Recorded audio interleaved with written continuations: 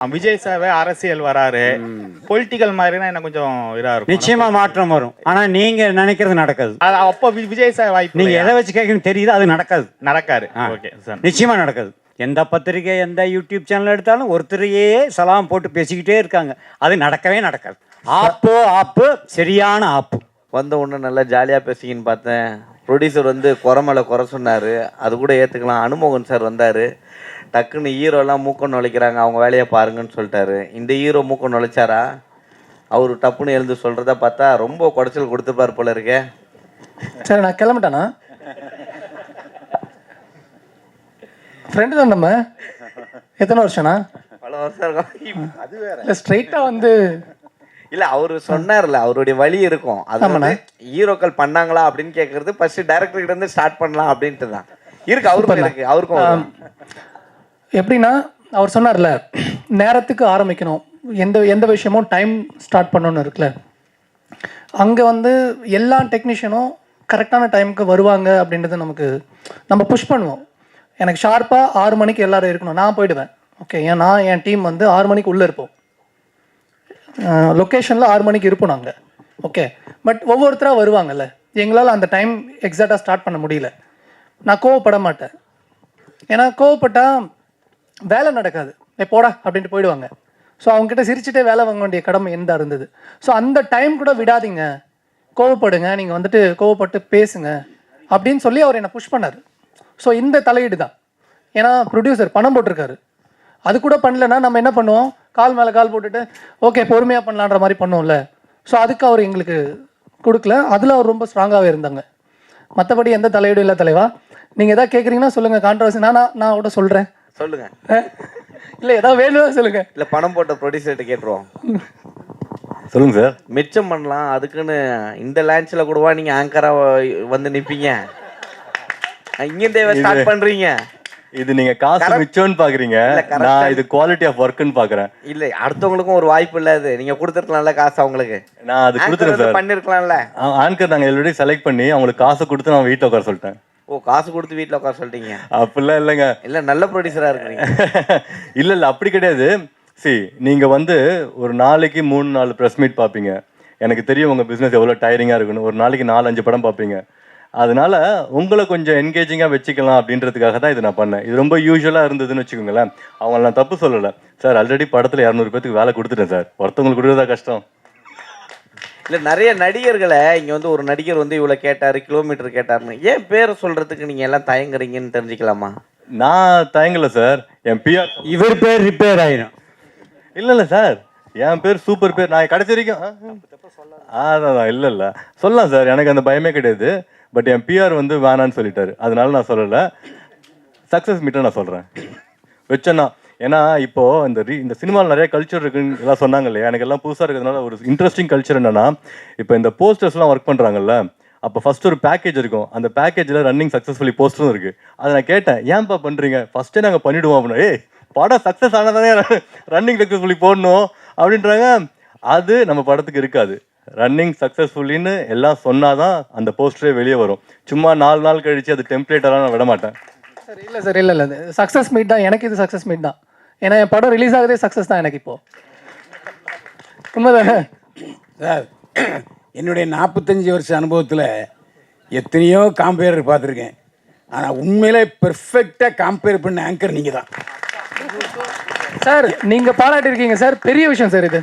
இல்லை, ஏகப்பட்ட செய்திகளை அவர் சொல்லியிருக்காரு, அவருக்கு தெரியல, அதுதானே தவிர மற்ற ஒன்றும் இல்லை. கான்ட்ரவர்சினா அவ்வளோ கான்ட்ரவர்சி, ரொம்ப தெளிவாக. என்ன பெப்சி அளவுக்கு போயிட்டீங்க நீங்கள். நீயா நிறுத்துறது, நானே நிறுத்த ஷூட்டிங்கன்னு சொன்னீங்க பாருங்க, அது எனக்கு ரொம்ப பிடிச்சது. ரொம்ப நன்றி சார். நான் உங்களை எதிர்பார்க்கல சார். உண்மையாலுமே ரொம்ப சந்தோஷமாக இருக்குது நீங்கள் பண்ணது சார். எனக்கு அது பேசுனது டிஃப்ரெண்ட்டாக தெரியல சார். எல்லாருமே மனுஷங்க தானே. பெப்சியாக இருக்கட்டும், சேம்பராக இருக்கட்டும், நாங்கள் இருக்கட்டும், எல்லாருமே ஹியூமன் பீயிங், எல்லாருமே சமன்னு சொல்கிற ஆள் நான். அதனால் எனக்கு யாருமே வந்து நான் அதனால தான் பெரிய படம் சின்ன படம்லாம் ரொம்ப சொல்ல மாட்டேன். ஏன்னா எனக்கு எல்லாருமே ஒன்று, பெரிய ப்ரொடியூசர் சின்ன ப்ரொடியூசர்னும் எல்லோரும் இப்படி தானே சாப்பிட்றோம். இப்படி சாப்பிட்றவங்க எல்லாருமே ஒன்று தான். அதனால் நான் இதை அவங்க ஃபிக்ஸ் பண்ணுற வரைக்கும் நான் கேட்பேன் சார். நான் சொன்னது தப்பு இல்லை, ரைட்டு தானே? கரெக்ட் தான். இன்னொன்று, இதில் ஓட்டு போடுற சிம்பிள் வச்சுருக்கீங்களே, எதுக்கு? காலேஜ் எலெக்ஷனில் பசங்கள்லாம் ஓட்டு போடுறாங்க சார், அதனால அந்த சிம்பிள் அங்கே வந்துச்சு. கதையில் எலெக்ஷன் இருக்குது சார், ஸோ அதனால் யூஸ் பண்ணியிருக்கோம் சார். இதில் இன்னொரு முக்கியமான விஷயம், பக்கத்தில் இருக்காரு அவர் மிகப்பெரிய ஜோதிடர் தெரியுமா உங்களுக்கு? அந்த ஜோதிடர் நம்ம உங்கள் ப்ரொடியூசர் ஹீரோவுக்கு என்ன சொன்னார்? ஏற்கனவே இவங்க எல்லாருக்கும் சொல்லிட்டேன், இந்த இடத்துல சொல்ல விரும்புகிறேன். அதாவது ஒரு ஆளுக்கு ஜோசியம் சொல்கிறதுங்கிறது அவருடைய தனிப்பட்ட வாழ்க்கை, அதை பற்றி சொல்ல முடியும். ஆனால் இது ஒரு யூனிட். இந்த யூனிட்டில் மெயினான ஆட்கள் இப்போ கேமராமேன் இருக்காங்க, மியூசிக் டைரக்டர் இருக்கார், டைரக்டர் இருக்கார், நடிகர் நடிகை எல்லாருமே இருக்கோம். இந்த குரூப் சேரும் பொழுதே சில பேருக்கு வந்து அப்படியானெல்லாம் கேட்க தோணும். என்னென்னா, ஒரு நல்ல விஷயம் நடக்கும் பொழுது ஒரு 100 பேர் சேர்ந்து ஒரு விஷயத்தை ஆரம்பிக்கிறாங்க, ஒரு தொழில் ஆரம்பிக்கிறாங்கன்னா அந்த தொழில் வெற்றி பெறதுக்கு காரணம் அந்த 100 பேருடைய ராசியும் கோச்சாரப்படி நல்லாவே இருக்கும். இதுதான் உண்மை. ஆனால் யாருமே ஜாதகம் ஜோசியம் பார்த்துட்டு ஒவ்வொருத்தரும் ஃபிக்ஸ் பண்ணுறது இல்லை. ஆனால் அது தானாக அமையிறது.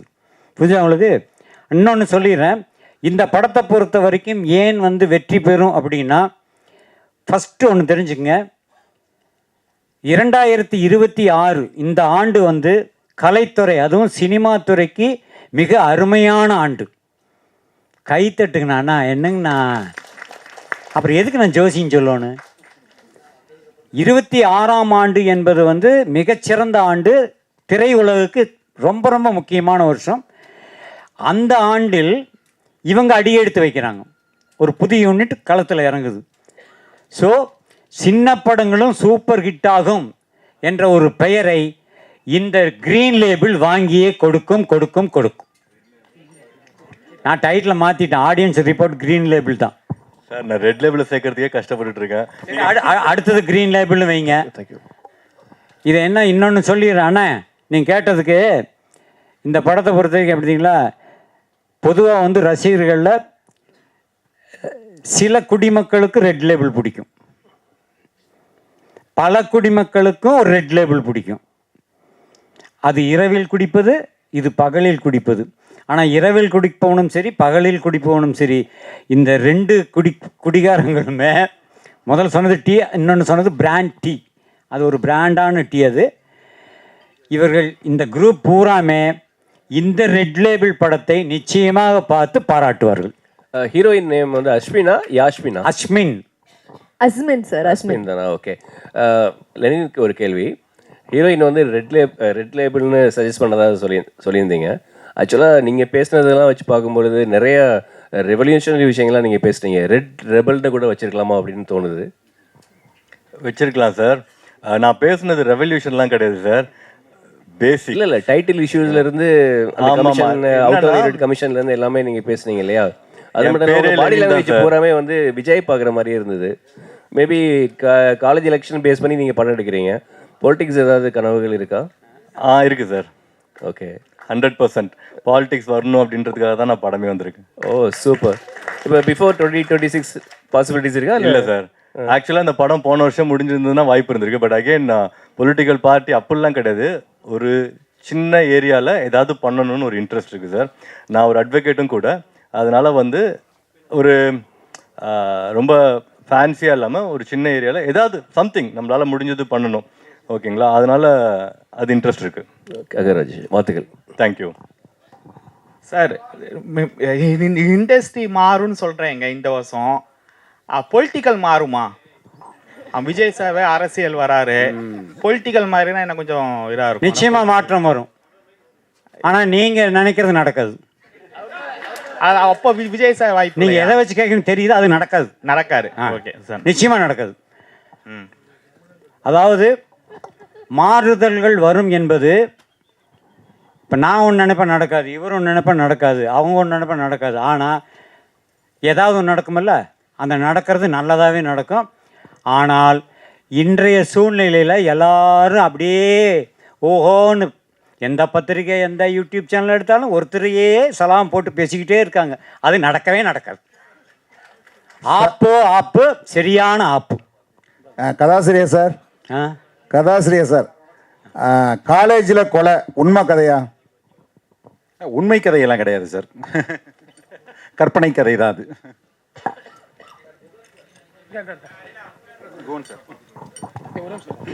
அதாவது பாரதி ராஜா, பாக்யராஜ், ஏன் அனுமோகன் எல்லோருமே கதை, வசனம், டைரக்ஷன்.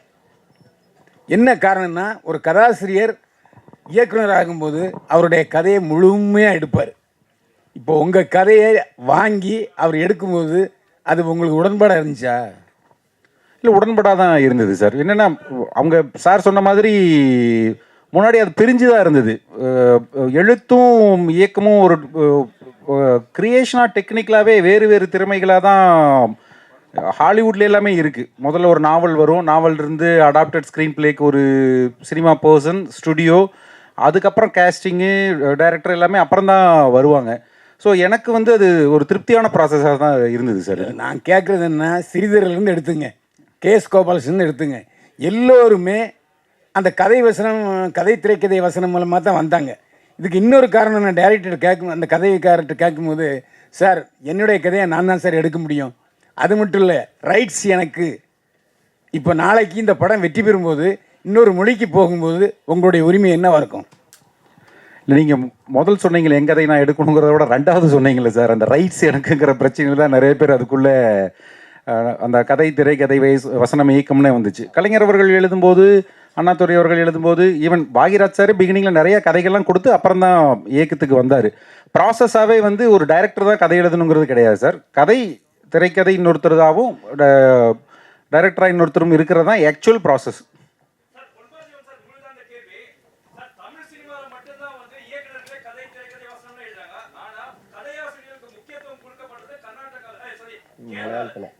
கேரளா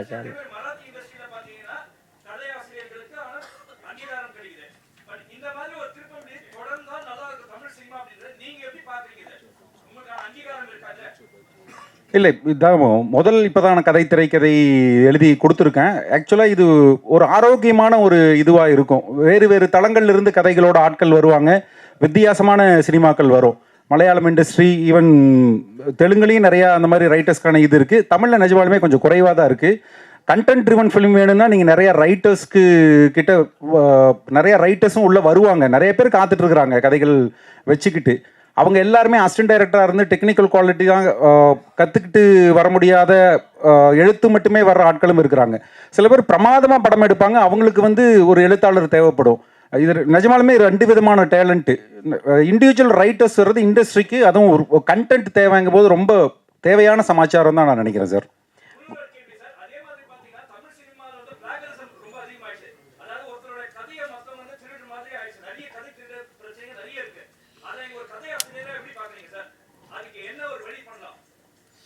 இல்லை, ஆல்ரெடி இருக்குது சார். நம்ம ரெஜிஸ்டர் ப்ராப்பராக பண்ணிக்கிட்டாலே அது நடக்காது.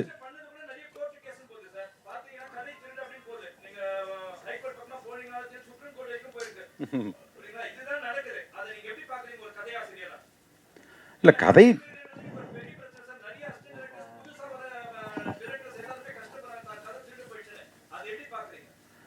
இல்லை இன்டெலெக்சுவல் ப்ராப்பர்ட்டி திருட்டு தானே. அதுக்கு பேர் திருடுறவங்களுக்கு திருடன்னு தான் சொல்ல முடியும்.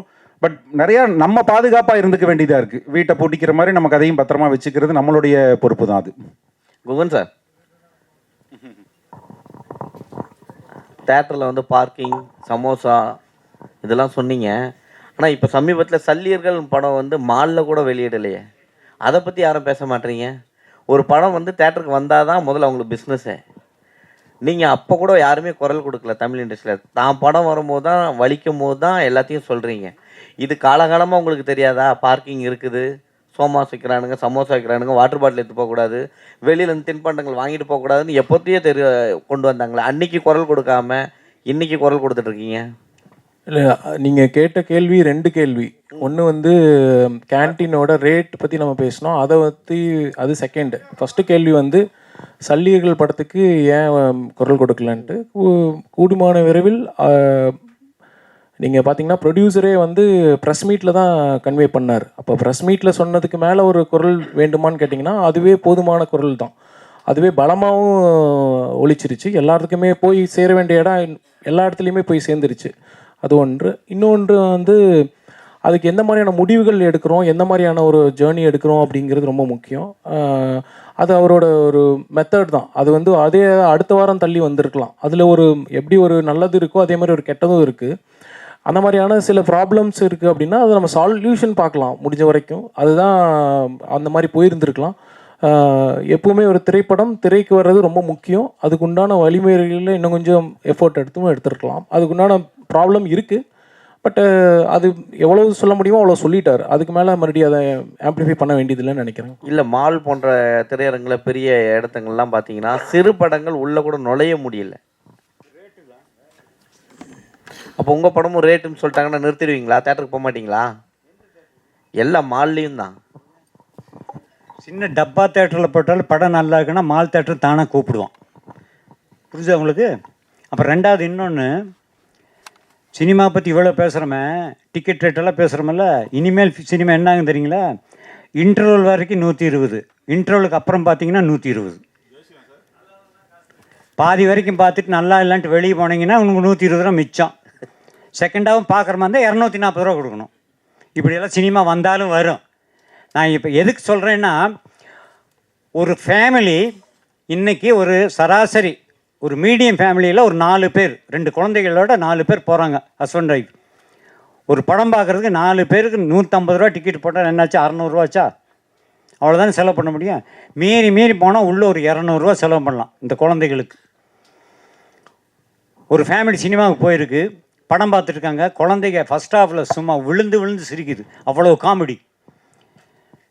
செகண்ட் ஹாஃப் ஸ்டார்ட் பண்ணான், பயங்கர காமெடி செகண்ட் ஹாஃபில். ஆனால் குழந்தைங்க அழுதுகிட்டே இருக்கு, சிரிக்கல. ஏன்னா இன்டர்வெல்லாம் அங்கே அப்பா வந்து பாப்கார்ன் வாங்கி தரல. 300 ரூபா 400 ரூபாய் பாப்கார்ன் வாங்கலை, குழந்தை அழுகுது. அப்போ ஒரு ஃபேமிலி என்பவங்க ஒரு 500 ரூபா 600 ரூபா மீறி போனால் ஒரு 800 ரூபா ஒரு ஃபேமிலி படம் பார்க்குறது போய் 2500 ரூபா தூக்கிட்டு போக வேண்டியதாக இருக்குது. எப்படி தேட்டருக்கு வருவாங்க? ஃபஸ்ட்டு ரீசனே சார், தேட்டர் க்ரௌடு அதுக்கு முதல் காரணமே இந்த தேட்டரில் வந்து ரேட்டை குறைக்கணும். காஃபி டீலிருந்து நான் சொல்கிறது அதுதான். இதுக்கு வந்து எந்த தயாரிப்பாளர்களோ எந்த தேட்டருக்காரங்களோ அதுக்கு வந்து இது எடுக்கிறதே இல்லை, ஒரு முயற்சி எடுப்பதே கிடையாது. ஏன் அதே காப்பி தானே வெளியே குடிக்கிற 30 ரூபா காப்பி தானே அவனும் கொடுக்குறான். அப்புறம் எதுக்கு? புரிஞ்சுதா உங்களுக்கு? ஸோ தியேட்டருக்கு பப்ளிக் வராத முதல் காரணமே இந்த தியேட்டர் தான் சார். அந்த படம் எல்லாம் அப்புறம் சார் இங்க பாருங்க, ஆடியன்ஸ் வந்து எல்லா மூவியும் பார்க்குறாங்க. மெயினாக வந்து இந்த ரீலீஸ் மூவி இருக்கு பார்த்தீங்களா, மங்காட்டான்னு சொல்லக்கூடிய மூவி, அதால கில்லின்னு சொல்லக்கூடிய மூவி 4 வாரம் ஹவுஸ்ஃபுல்லாக போயிட்டு இருக்கு சார். எல்லா தேட்டர்லையுமே வந்து முக்காவாசி தேட்டரில் ஆடியன்ஸ் வந்து இது பண்ணுறாங்க. ஆடியன்ஸ் கிட்ட கேட்கும் போது இப்போ உள்ள மூவியோட கிளாரிட்டி ஒர்த்தா இல்லை, அப்போ உள்ள மூவி கிளாரிட்டி ஒர்த்தா இருந்துச்சுன்னு ஆடியன்ஸோட ஃபீட்பேக் சொல்கிறாங்க. நீங்களே செக் பண்ணிக்கலாம். மங்காட்டாவோட படையப்பா படங்கோட சார் வந்து 50 கோடி கலெக்ட் பண்ணுச்சு. ஆமா, ஓடிச்சு. ரீரிலீஸ் 60 கோடி கலெக்ட் பண்ணி. என்ன மக்கள் வந்து தியேட்டருக்கு வரதான் செய்யறாங்க. பாப்கார்ன் ரேட்டுக்காக மக்கள் தியேட்டருக்கு வராம இல்லவே. ஐயோ, நான் சொல்றது உங்களுக்கு புரியல சாமி. 500 ரூபா தான் செலவு பண்ண முடியுங்கிற வர்றதில்ல. அப்படியா இல்ல சார், 2000 ரூபாய் கூட எல்லாரும் வாங்குறாங்க சார். நீங்க நினைச்சிட்டு இருக்கீங்க படத்தோட குவாலிட்டி நல்லா இல்லன்னு சொல்றாங்க. அதெல்லாம் கிடையாது. மிடில் கிளாஸ் எல்லா படம் பார்க்குற ரசிகர் நிறைய பேர் இருக்காங்க.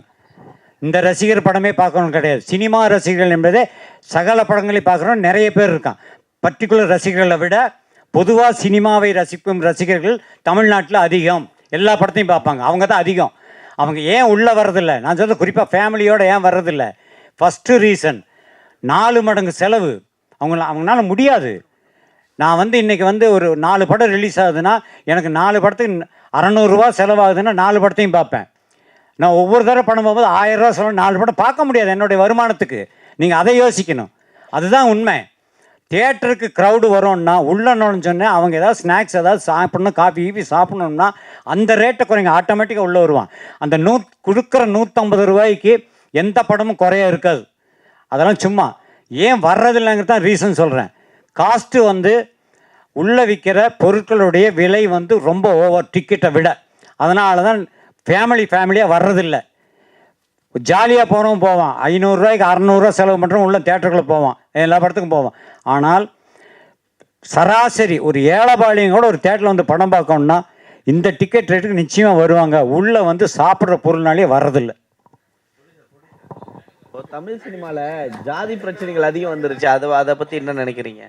ஏன்னா ஜாதி படங்களா? ஆமாம், இப்போ சினிமா வந்து நம்ம படம் எடுக்கணும்னு வச்சிங்களேன், நீங்கள் புதுசாக வரீங்க, ஒரு நல்ல கதையை தான் தேர்ந்தெடுப்பீங்க. ஆனால் சினிமான்றது மாற்றிட்டாங்க, இப்போ 2 பக்கம் ஜாதிகள் அப்படின்னு ஆக்கிட்டாங்க. நீ ஒன்று எடுத்தா நான் ஒன்று எடுப்பேன். இதை எப்படி பார்க்குறீங்க சார்? நான் ஏற்கனவே சொன்ன மாதிரி நான் எல்லாத்தையும் ஒன்றா பார்க்குறாள் சார். எனக்கு இந்த ஜாதி மதம் அதிலெல்லாம் வந்து நம்பிக்கை இல்லை. எனக்கு எல்லாருமே ஈக்குவல்னு நினைக்கிறவன். ரொம்ப முக்கியமான விஷயம் என்னன்னா, நீங்கள் எல்லாத்தையும் ஈக்குவல் நினச்சிங்கன்னு வச்சுக்கோங்களேன், நீங்கள் படத்தை படமாக பார்ப்பீங்க. நான் சொல்கிறது அதுதான். இப்போ ஃபார் எக்ஸாம்பிள் ரீசெண்டாக சிறை படம் வந்துச்சு இல்லைங்களா, அதில் ஒரு ஷார்ட் நான் அந்த இன்ஸ்டாவில் பார்க்கும்போது அதை பற்றி டிஸ்கஸ் பண்ணிட்டு இருந்தாங்க. ஒரு கோர்ட்டுக்கு வெளியே வந்து இவர் இது பண்ணுவார், நமாஸ் பண்ணுவாங்க, சாப்பிடு. எனக்கு அது பார்க்கும்போது எனக்கு சீனாக தான் தெரிஞ்சுது. ஏன்னா எனக்கு அவரும் ஒன்று தான், அவங்களும் ஒன்று தான், ரைட்டுங்களா? அந்த மாதிரி உங்கள் மதம் உங்கள் ஜாதி உங்களுக்கு பெருசுன்னு தெரிஞ்சாதான் நான் இந்த ஜாதியில் இருக்கேன், நான் அவனை மதிக்கிறேன்னு அது சொல்கிறதே கேவலம்னு நினைக்கிறேன் சார். எல்லாருமே ஒன்று தானே அப்படின்னு நீங்கள் நினச்சி பாருங்கள், உங்களுக்கு எல்லா படமுமே படமாக தெரியும், கதையாக தெரியும். அதுக்கப்புறம் வேறு எதுவுமே கிடையாது இதில்.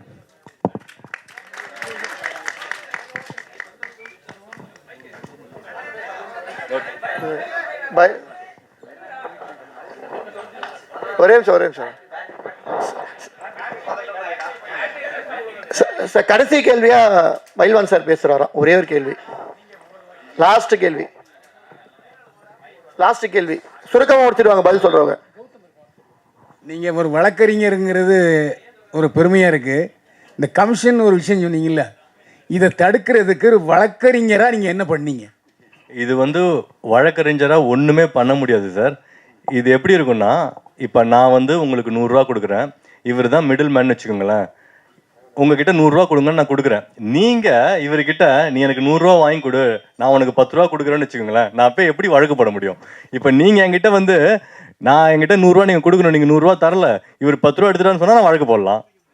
இது வந்து அவங்களோட அண்டர்ஸ்டாண்டிங். நான் என்ன சொல்கிறேன்னா, நான் உங்ககிட்ட டைரெக்டாக பேசுகிறேன், நீங்கள் என்கிட்ட டைரெக்டாக பேசுகிறீங்க, எதுக்கு இன்னொரு ஆள் அப்படி கொடுக்கணும்னா நீங்கள் என்கிட்ட 90 ரூபா வாங்கிட்டு 10 ரூபா கொடுக்கணும். இதில் இன்னொரு விஷயம் தெரியுமா, துணை நடிகர் சங்கமும் சரி, ஃபைட் மாஸ்டர் அசோசியேஷனும் சரி, டான்ஸ் மாஸ்டர் அசோசியேஷனும் சரி, சம்பளத்தில் ஒரு விஷயம் பிடித்தம் பண்ணுறாங்க, உங்களுக்கு தெரியுமா? தெரியும் சார். அதுக்கு பேர் என்ன? அது அவங்க யூனியன் ரன் பண்ணுறதுக்கு அவங்க வச்சுருக்காங்க. பட் அது வந்து டிரான்ஸ்பரண்ட்டாக எல்லாத்துக்கும் தெரிஞ்சு வருது. அதுக்கு அவங்க பில் கொடுக்குறாங்க. அந்த பில்லுலாம் அவங்க எவ்வளோ சார்ஜுன்னு போட்டிருக்காங்க. பட் இதுக்கு பில் கிடையாது. இது நம்பிக்கையில் சார். இது வந்து கமிஷன் வந்து நம்பிக்கை மோசடி சார். ஒருத்தவங்க நம்பிக்கையை வந்து சேலஞ்ச் பண்ணணும்னு வச்சுக்கோங்களேன், அது வேறு எதுவுமே அதை விட கேவலமான விஷயம் எதுவும் கிடையாதுன்னு நான் நினைக்கிறேன். ஏன்னா நான் எல்லாத்தையும் நம்புகிறேன். அந்த மாதிரி அவங்க பண்ணும்போது எனக்கு ரொம்ப ஹர்ட் ஆகுது. என்னடா காசு தானடா அப்படின்னு சொல்லிட்டு.